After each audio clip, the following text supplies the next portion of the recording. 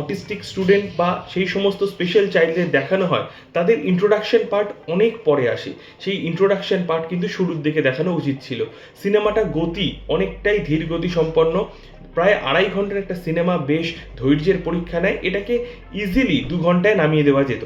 এছাড়াও এই সিনেমায় আমির খানের পোর্শনটুকু বাদ দিলে সে যেভাবে জেনেলিয়ার সাথে তার কেমিস্ট্রি দেখিয়ে আনা হয়েছে সেটা যেন জোর করে ঢোকানো হয়েছে, এবং বাকি যে তার ফ্যামিলি, আমির খানের মা বা জেনেলিয়ার পার্সোনাল লাইফ, সেই যে ছোট ছোট প্লটগুলো এসছে সেগুলো জোরপূর্বক ঢোকানো, না হলে কিন্তু এই সিনেমাটা বেশ ভালো হতো। এখানকার যে মেসেজ দেওয়ার চেষ্টা করেছে মেকার্সরা সেটা কিন্তু বেশ ভালো, ইন্টারেস্টিং, ইন্টারভাল ব্লক এবং ক্লাইম্যাক্স সিন চমকে দেবার মতো। বিশেষ করে ক্লাইম্যাক্স সিনটা বলবো, যেখানে বলাই হয়েছে কেউ কখনো হারে না, আমরা ফার্স্ট হই কিংবা সেকেন্ড হই কিংবা থার্ড হই, আমরা কিন্তু সেই লড়াইয়ে অংশ হতে পেরেছি, এটাই কিন্তু আমাদের জন্য যথেষ্ট।